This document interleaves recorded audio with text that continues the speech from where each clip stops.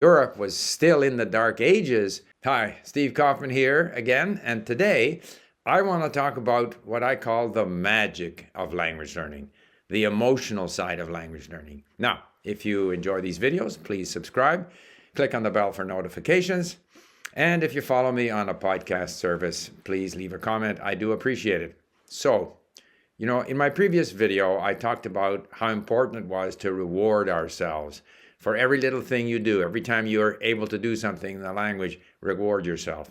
But there's another aspect to rewarding yourself, and that is to indulge in those things that make the language interesting to you.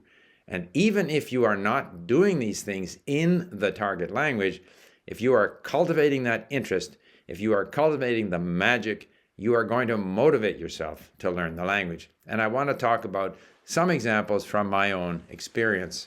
So, first of all, when I started learning French, I had a professor who made French culture, French civilization very interesting to me. As a result, I started watching French movies.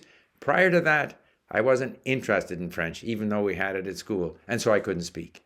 And then when I followed my interests in French movies, French everything to do with France, and eventually ended up going to France, that spurred me on.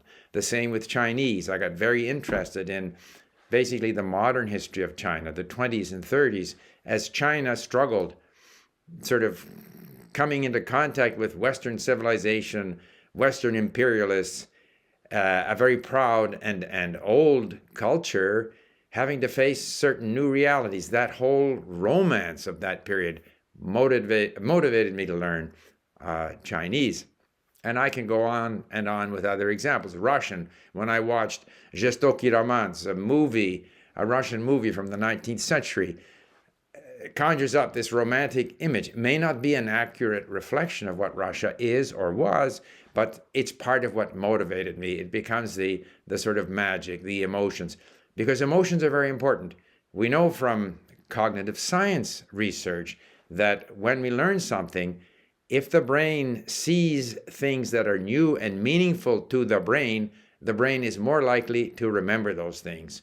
And so that emotional side, that emotional connection is important. I find that if I listen to something in a target language and I like the voice, I enjoy the subject matter, I'm more likely to remember, I'm more likely to learn from it.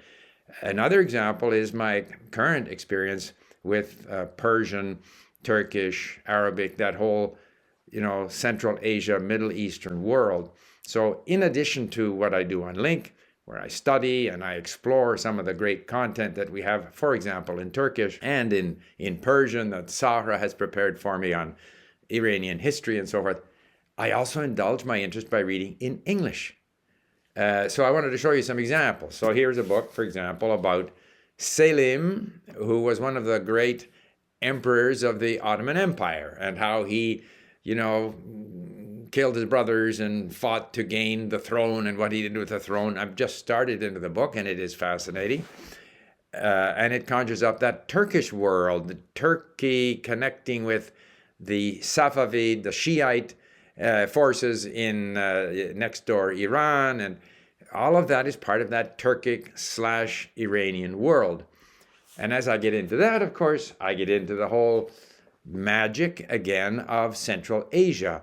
Central Asia, 1,000 years ago, was a major center of world learning. We sometimes forget that. At a time when Europe was still in the dark ages, there were scientists in Central Asia who were measuring the stars and the orbits of planets and this kind of thing. And their language was Persian. In fact, here's another book. I tend to go buy books because I want to indulge my interest, because that then motivates me to work harder on my Persian, my Turkish, my Arabic, Persianate world. One that I started into, by the way, is The Lost Enlightenment, which again deals with very specifically this Central Asia, Bukhara,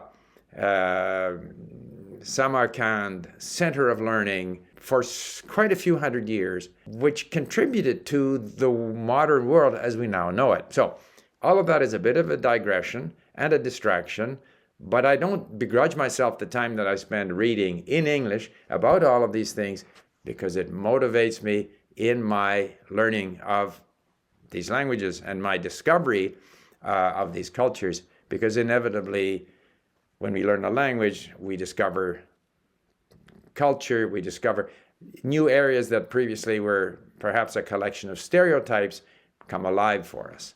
So I suggest you do indulge your interests, whatever they may be. It might be anime in the case of Japanese, or K-pop in the case of Korean, whatever those interests are. Or if you want to watch a movie with subtitles in your own language, even if you don't understand much. This was the case when I started into Russian. It may not do that much for your language learning, but it is stimulating. It triggers that interest, and that's so important in language learning. And I did do a couple of videos, one 13 years ago, one 9 years ago, on the importance of our emotions in language learning. So I suggest you have a look at those as well. Thank you for listening. Bye for now.